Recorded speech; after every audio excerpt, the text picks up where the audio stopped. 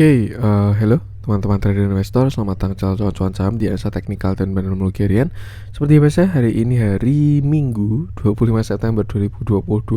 Nanti kita akan membahas konten kemarin Jumat yang belum saya bikin ya, market kemarin Jumat 23 September 2022. Dan seperti biasa, nanti kita akan menganalisa IHSG yang cukup menarik dan juga beberapa saham-saham pilihan yang cukup menarik juga. Sebelumnya buat teman-teman yang mau kasih tip support atau donasi untuk cuan-cuan saham, bisa caranya tinggal klik link sosial base deskripsi. Dan teman-teman bisa kasih tip support atau donasi untuk cuan-cuan saham dan juga pesan pribadi untuk saya. Terus buat teman-teman ada pertanyaan ketika atau saran, silahkan sampaikan aja. Bisa via DM Instagram atau komen YouTube, dan insya Allah setiap pertanyaan teman-teman pasti akan saya jawab kalau saya sudah ada waktu.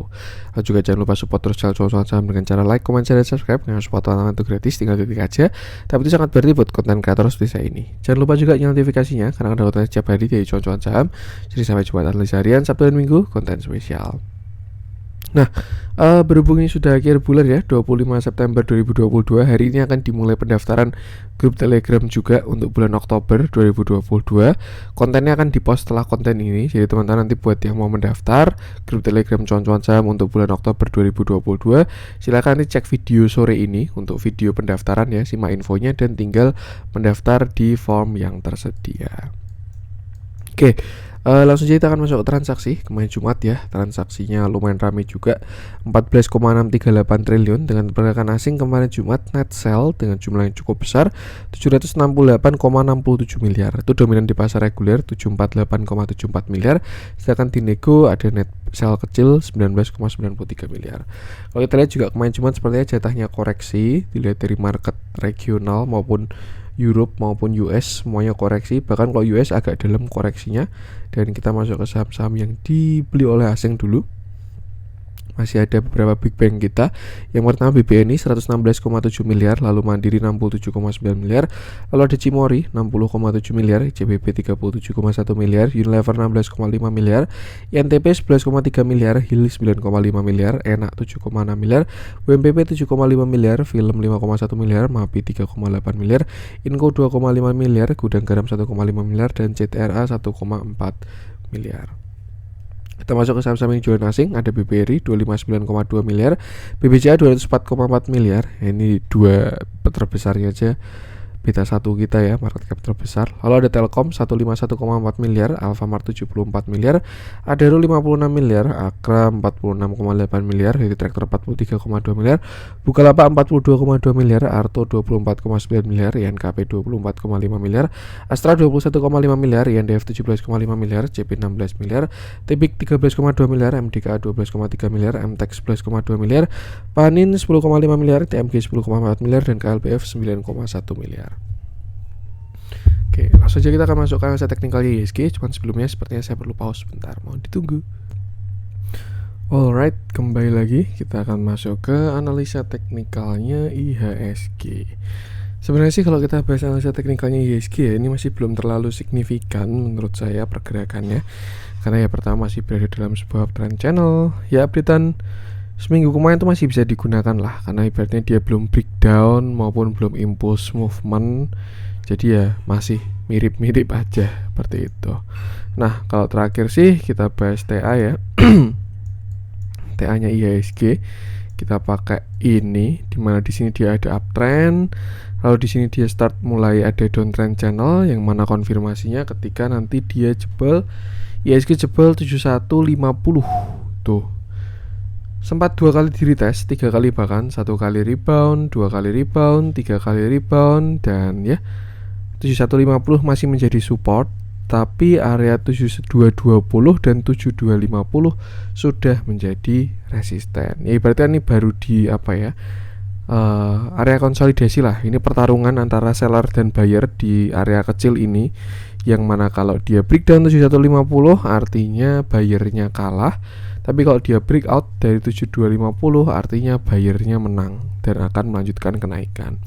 So far view masih seperti ini ya untuk pergerakan IHSG. Kalau kita lihat memang main Jumat banyak yang koreksi, dalam juga bursa US, tapi nggak tahu besok Senin kira-kira IHSG bakal gimana. Yang jelas area yang bisa digunakan adalah 7150. Selama tidak close di bawah 7150 harusnya IHSG masih oke. Tapi kalau dia close di bawah 7150 ya dia bakal ke support selanjutnya di sekitar area 7070 seperti itu. Sedangkan untuk resisten masih sama di 7220 dan juga 7250. Kalau break 7250 baru dia akan swing high lagi. Dilihat dari osilator ya untuk mendukung biar kita tidak antara atas atau bawah. Saya rasa sih dilihat dari divergennya memang jatahnya market koreksi dulu, dimana saat kenaikan kemarin indikatornya turun sedangkan harganya naik, dan sekarang dia memang dalam posisi mau jebol 7150. Amannya tuh konfirmasi sampai 7150 jebol ya, tapi ya kalau teman-teman suka mengantisipasi, nah itu baru bisa mulai kurangi porsi. Jadi ketika 7150 jebol udah berkurang banyak barangnya. Tapi kalau teman-teman suka konfirmasi, ya tunggu jebol dulu 7150 baru atur strategi. Dan yang terpenting sama, tetap fokus kembali ke saham masing-masing aja. Selama saham yang dipegang arahnya ke atas, tidak ada masalah sama sekali. Memang bener market kita ini IHSG, tapi kan kita trade-nya tidak di ticker IHSG. Kita trade di saham-saham yang ada di IHSG.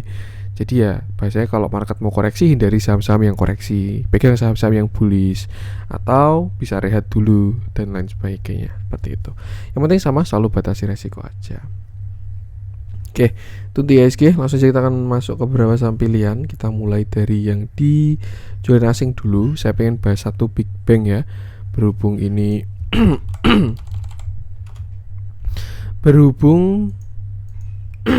IHSG mau koreksi. Nah, kita belum bahas ke opsinya BBRI ya, kita bahas ke TA-nya dulu aja.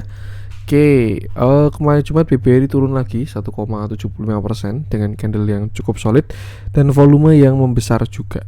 Tuh, dilihat dari candle daily memang kurang enak volume kemarin tuh untuk BBRI, dan saya rasa ya view-nya juga masih belum berubah banyak. BBRI ini dia ada area support di sini sekitar 4460. Dari 4470 tidak masalah, 4470 sampai 4400. Nah, ini adalah area support BBRI. Kalau kita lihat dari view-nya ya sebenarnya ini bagus dia turun ini. Cuman dia ada toleransinya sampai ketika dia jebol angka tertentu itu baru bakal jelek. Cuman memang kalau kita lihat ini pertama dia sudah breakout dari downtrendnya dengan volume yang bagus, candle yang bagus juga, tapi di area di sekitar 4700 sini terjadi banyak reject. Suatu yang wajar ya, karena ini fresh area supply. Ibaratkan baru sekali di retest loh. Dia kan kemarin reversal di sini nih. Ada neckline di 4670, naik top 1 langsung dia breakdown. Ini kan meninggalkan banyak supply ya di area sini. Nah, ini supply-nya banyak tuh, dan belum pernah kena sama sekali. Jadi ya ketika kena supply-nya itu keluar, kena lagi supply-nya itu keluar. Dan kalau menurut saya ini sedang dalam proses penghabisan supply. Nah, kenapa kok kalau kena supply turun mas? Kalau mau dihabisin kenapa nggak dihajar aja? Ya kita sendiri kalau mau nawar saham pasti mau lebih murah kan. Ibaratnya misalnya kita fund mau beli BBRI dengan dana yang sangat besar ya, daripada beli di harga 4680 mending beli di harga 4400 ya enggak. Bedanya berapa persen nih? Misalkan bedanya 4%, ya cuma 4% doang, tapi kalau uangnya triliunan ya kan kerasa kan, apalagi market capnya kayak gini. Jadi ya yang terjadi seperti itu, ketika suatu saham kena support dia rebound, atau kena resist dia rebound juga. Nah itu biasanya kembali ke trennya. Kalau memang arahnya baru ke atas, Indian bakal di cover lagi untuk breakout. Tapi most likely ketika kena area kuat, dia bakal mantul dulu karena di situ ada mismatch antara supply dan demand, entah supply terlalu banyak atau demandnya terlalu banyak. Nanti kalau dia udah mantul sekali, mantul 2 kali kan supply kan semakin berkurang nih. Nah yang ketiga, ketika supply-nya sudah habis baru breakout seperti itu. Yang jelas untuk sekarang ya, saya rasa BBRI selama nggak jebol 4400 atau toleransi sampai 4380 itu harusnya tidak masalah. Dan sebenarnya sekarang masih dalam proses retest, dan kalau trailing stop pakai daily ini masih belum ada karena dia masih belum berhasil higher high. Tuh, ini kan dia kan same low, high, higher low, higher high. Nah, ini ada potensi higher low atau nanti dia bakal higher low di sini. Kalau dia higher high nanti baru muncul trailing stop daily. Jadi yang pertama beli di sini untuk yang entry swing di BBRI, beli di 4200. Sebenarnya sekarang belum keluar trailing stopnya. Atau kalau misalkan mau pakai daily ya low yang ada ya under 4460 bisa take profit dulu. Seperti itu. Yang jelas nih sekarang BBRI berada di area support kok sampai 4400 ya. Selama nggak jebol oke, tapi kalau jebol ya dia bakal uji uptrend line lagi seperti itu. Nah, another view kita bisa tarik trend line ya, ini yang mana memang belum kena untuk si BBRI ini. Masih ada beberapa space untuk entah dia konsol turun atau konsol ke samping. Dan kalau kita lihat kenaikannya pun juga sehat, tidak ada bearish divergence, hanya di histogram untuk divergence-nya. Cuman so far dari MACD-nya aman. Harusnya sih oke. Mungkin ya ini nanti untuk bulan Oktober. Nah, ini ya kalau udah kena trendline yang ini baru dia rebound lagi. Seperti itu. Sesuaikan dengan strategi dan view masing-masing. Karena juga memang sekarang BBRI sedang berada di area resisten yang cukup kuat. Nih ya. Nih. Dia reject 05, ini sempat reject di tengah 786 0,65 0,618. Jadi memang area kuatnya untuk BBRI. Cuman satu hal yang saya agak suka ya, outflow-nya BBRI itu lumayan konsisten. Tapi ya nggak tahu juga. Kalau dibandingkan inflow-nya sih masih belum sebanding ya.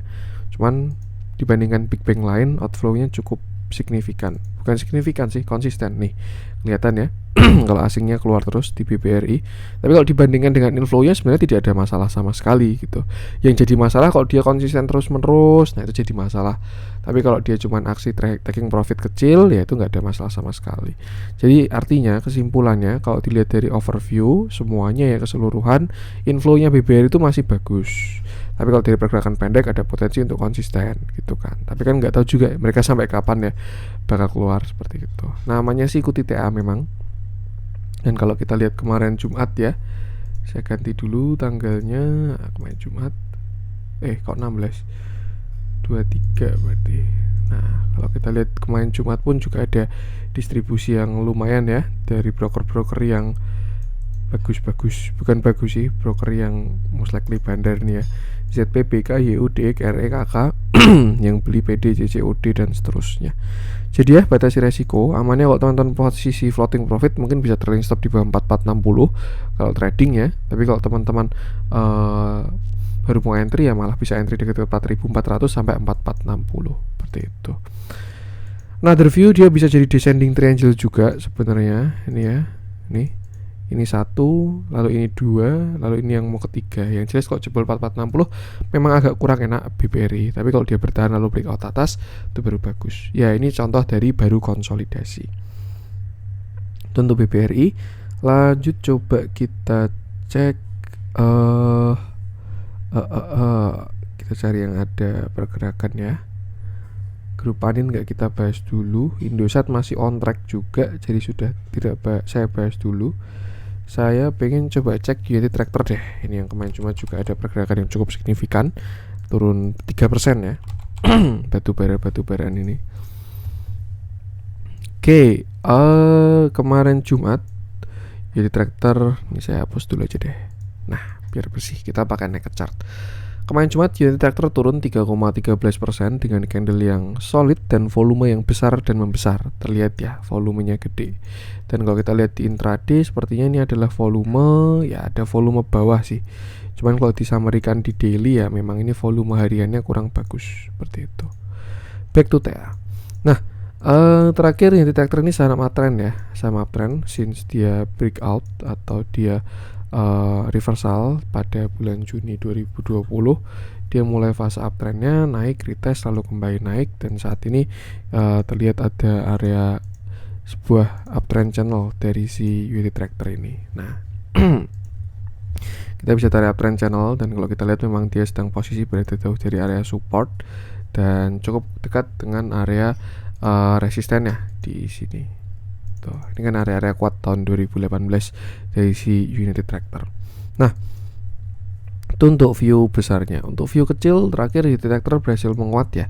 Saya kira di sini juga dia bakal membentuk yang namanya bullish flag di sini. Ini ada bullish flag yang targetnya sebenarnya belum kena kalau dari bullish flagnya ini, tapi tergantung tiangnya sih. Bisa dari sini juga maupun dari sini. Dan dua-duanya sebelumnya belum hit untuk si UT Tractor ini. Target continuation-nya ya. Cuman ya market selalu benar. Nah, kalau misalnya kita pakai Fibonacci, target high-nya pun sudah hit ternyata. Untuk target higher high-nya dari Fibonacci ya. Nih. Tuh, tadi kan chart pattern. Kalau ini Fibonacci higher high-nya target di 35200 sampai 35900, dan kemarin dia sudah kena dan sudah reject. Nah, saya pengen lihat pakai moving average pakai MACD, dan ternyata disertai dengan yang namanya bearish divergence ya. Kalau kita lihat di mana indikatornya ke bawah sedangkan harganya ke atas ketika kenaikan di sini. Dan setelah kena target, suatu yang wajar kalau Yeti Trader koreksi dulu. Yeti Trader kelihatan sellernya kuat tuh since tanggal 15 September. Ini candle jelek banget disertai volume yang sangat besar. Jadi ya saya rasa ini adalah pullback untuk persiapan turun seperti itu. Nah, dengan semua data yang ada, saya rasa ya kalau Yeti Trader jebol dari 33500 atau 33400 ya, itu ada potensi untuk terjadi koreksi dulu. Jadi lebih baik teman-teman berhati-hati kalau misalkan teman-teman barangnya average atas. Misalkan punya average atas ya sekitar 34.000 ke atas, ya itu bisa hati-hati ketika Yeti Trader jebol 33400. Tapi kalau misalkan teman-teman barangnya bawah ya tinggal pasang trailing stop aja seperti itu. Karena kalau menurut saya kalau misalkan dia jebol dari 33450 ya ada konfirmasi untuk short term reversal karena terjadi yang namanya lower high dan juga lower low. Jadi bisa batasi resiko di 33450 sampai 33400. Cuman sebenarnya bawahnya itu area kuat ya. Di sekitar 32.000 sampai 33.000 itu area kuat, tapi memang belum di retest. Jadi amannya lebih baik wait and see sampai konsolnya kelihatan dulu. Cuman kalau dilihat dari divergennya sih saya rasa ya ada potensi ke sekitar 31 ribuan itu kalau menurut saya, atau bahkan kembali ke major uptrend. Nah, kembali ke sini ya 30.000 tuh bisa juga. Another view, kalau memang viewnya mau view bagus ya, bisa jadi bikin bullish flag di sini. Nah, nih tinggal nanti dilihat aja kira-kira konsolnya yang mana. Most likely semakin lama nanti kelihatan kok konsolnya mau bullish atau bearish, itu tinggal dilihat price action dan volumenya. Cuma untuk sekarang saya rasa konsolnya lebih ke koreksi dulu untuk saat ini ya. Tapi kalau besok-besok dicek bisa terlihat kalau konsolnya konsol menguat. Kenapa kok bisa bias gitu mas ya? Karena pergerakan pendek ya. Semakin kecil time frame itu semakin volatil dan semakin besar resiko. Kalau teman-teman buat investasi, makanya kenapa investasi itu aman ya. Tinggal cari saham yang uptrend, terus yaudah invest aja. Tuh diemin sampai apa bahasa ya? Sampai diemin sampai trennya patah atau sampai kena harga intrinsiknya dan lain sebagainya. Tapi kalau teman-teman trading pendek ya harus lihat tren yang lebih kecil, time frame lebih kecil dan lain sebagainya. Kita lihat dalamnya, kemarin cuma terjadi ada distribusi ya, big. Sellernya banyak sedikit, 9 doang, sedangkan bayarnya banyak. Tapi kalau dibandingkan dengan akumulasinya juga masih belum sebanding Yeti Trader ini. Jadi ya mungkin namanya lebih ke wait and see dulu, sesuaikan dengan average masing-masing. Kalau average-nya bagus masih oke hold, kalau average-nya jelek, nah atur-atur dulu. Tentu Yeti Trader. Lanjut coba kita masuk ke saham yang dibeli asing. Saya pengen coba cek CTRA aja deh. Kemarin properti itu saya akuin mau pada bagus ya, properti, saham-saham properti. Cuman ya mereka itu kan musuh terberatnya suku bunga ya. Kalau by teori seperti itu, suku bunga itu musuh terberatnya saham-saham properti. Dan kemarin ketika suku bunga naik, propertinya langsung pada koreksi semua. Cuman kalau by TA memang kemarin itu jatahnya koreksi. Teman-teman udah bisa lihat di sini ya. Nih, dia memang kena posisi uptrend line atas, jadi ya antara breakout kalau nggak koreksi. Dan ternyata CTRA membentuk candle koreksi dan akhirnya koreksi sampai kemarin Jumat. Tapi kalau saya lihat ternyata cukup menarik untuk di CTRA ini. Nah, malah kepencet nih iklannya. Oke, ini another view. Kita bahas dulu aja TA-nya. Kemarin Jumat CTRA turun 1,97% dengan candle yang cukup solid dan volume yang cukup besar bahkan untuk volumenya. Dan ya CTRA ini juga saham kalau menurut saya sih ini lebih ke downtrend tapi lemah ya. Nih kalau kita lihat di sini. Nah, dan memang udah jatahnya koreksi banget kemarin tuh. Terlepas dari suku bunga dan lain sebagainya. Cuman memang CTRA ini sudah kena major downtrend line ketika kemarin di area 1100. Jadi memang suatu yang sangat wajar kalau dia koreksi. Cuman satu hal yang menarik ya, kalau teman-teman perhatikan, kemarin CTRA ini bikinnya same low. Nih, ketika kemarin dia bottom di 800 ya, itu dia bikin same low. Artinya apa? Artinya ada potensi downtrend ini sudah selesai. Kalau saham downtrend itu kan dia kan pergerakannya lower high, lower low, lower high, lower low dan seterusnya. Tapi ketika dia bikin same low, artinya ada potensi downtrend CTRA ini sudah mau selesai. Tinggal kita lihat konfirmasi pada big review seperti itu. Kalau dia berhasil bikin higher low dan higher high, ya udah selesai koreksinya di yang channel warna kuning ini seperti itu. Nah, ini juga kemarin area kuat dari si CTRA, memang sekitar 800 itu area kuat banget. Sebelumnya dia reversalnya pun di sini juga ya, ascending triangle. 1 2 3 reversal, retest sekali, retest 2 kali. Nah, yang PR adalah kalau dia sampai jebol 800. Tapi kalau dia selama bertahan di atas 800 harusnya masih oke untuk si CTRA ini. Another view, kalau kita tarik pakai uptrend channel ya, kemarin memang jatahnya dia kena uptrend line. Nah, ini pas kena atas, jadi ya swing low adalah sesuatu yang sangat wajar. Memang kalau kita lihat dari view lain, dia bisa bikin continuation, penan. Atau misalkan kalau yang banyak view-nya orang-orang ya, ini analis-analis lain itu sedang dalam cup handle, dimana ini cupnya, lalu ini adalah handle-nya. Ketika dia breakout, retest, nah ini harusnya memang area buy sekarang. Dan kalau menurut saya sih memang CTRA saat ini area buy ya, karena dia berada di area kuat, itu yang pertama. Yang kedua kena uptrend line. Cuman kalau dilihat dari volume koreksinya sepertinya sih kayaknya nanti belum kelar, tapi nggak tahu juga ya, seperti itu.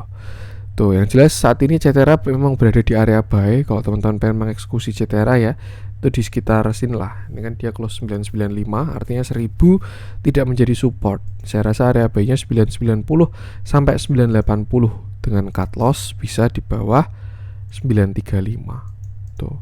Untuk targetnya kemana mas? Nah, targetnya sih kita kalau buy di sini ya, speknya sih dia breakout downtrend line. Jadi nanti dia jadi uptrend. Tuh, harapannya kayak gitu. Cuman ya belum tahu juga nanti. Yang jelas selama dia masih berada dalam downtrend channel ini, warna kuning ini ya, itu dia masih bakal reject selama dia turun, seperti itu. Or another view, kalau kita cari pakai view yang lebih besar ya, kalau kita spek besok dia jebol atau patah. Nah, ini kan dia kan udah kena trendline ya. Kita spek besok dia patah trendline, kita bisa tarik Fibonacci dari bawah sini. Itu di sekitar 815 sampai high-nya 1110. Dan area kuat dari CTRA itu ada di sini sekitar 920. Tuh, saya sebenarnya lebih suka skenario yang ini ya. Cuman ya tinggal biarkan harga yang merespon dia mau kemana, seperti itu. Yang jelas pas juga kan, ini support-supportnya dia 985, 950, 920 baru 870. Kalau dia jebol yang 870 baru ke 800 lagi. Dan kalau jebol yang 800 lebih baik batasi resiko, karena takutnya kalau skenario jelek ya, dia bisa descending triangle. Ini 1, lalu ini 2, nah ini 3. Kalau dia breakdown 800 bisa ke sekitar 485 lagi, seperti itu. Lah kira-kira bakal terjadi skenario bagus atau skenario jelek mas? Nah kalau kayak gitu ya, kita bisa lihat ke bigger view-nya dia, view yang lebih besar lagi. Kalau saya rasa sih melihat keadaan sekarang ya, ini dia lebih ke arah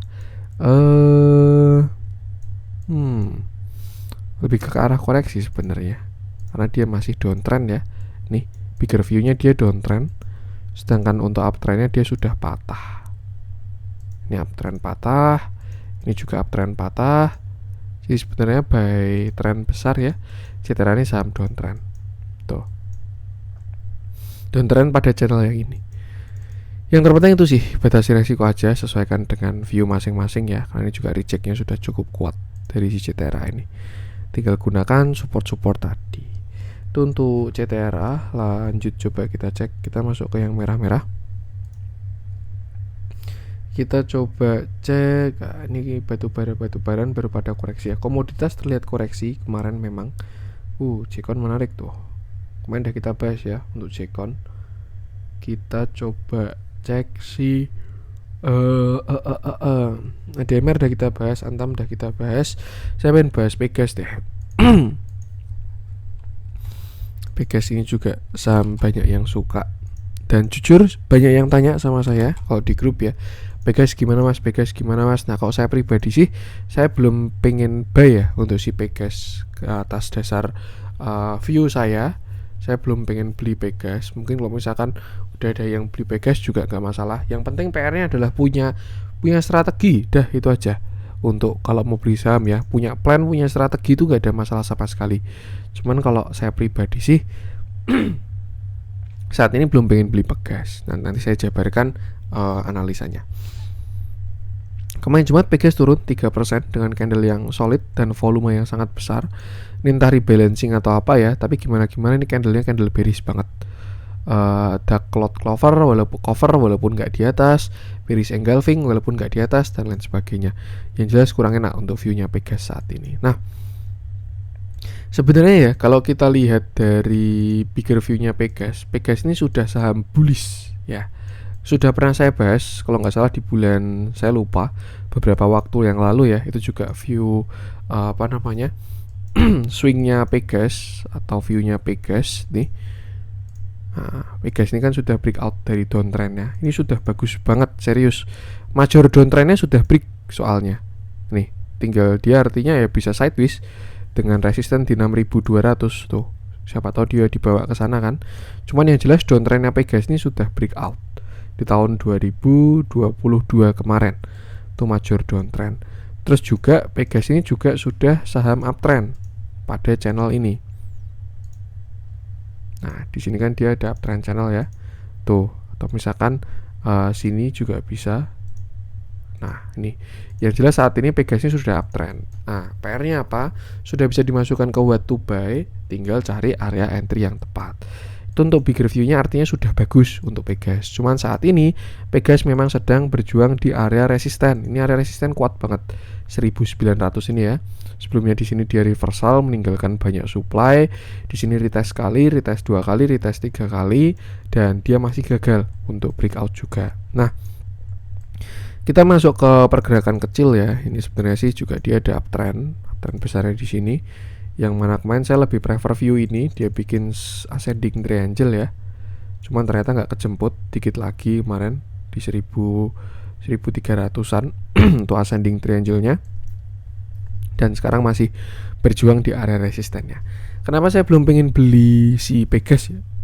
Karena yang pertama saya melihat ada yang namanya bearish divergence nih. Untuk di kenaikan terakhir kemarin ya, itu ada bearish divergence-nya di mana ya, harga ke atas sedangkan indikatornya ke bawah. Artinya apa? Kenaikan itu tidak didukung oleh market, seperti itu. Dan memang sebenarnya Pegas ini berada di area kuat. Jadi sebenarnya bukan area yang bagus untuk entry untuk saat ini. Minimal kalau mau entry di mana, Mas? Kalau mau entry ya minimal saya rasa di sini. Ini bakal lebih aman. Sekitar 1700 sampai 1720.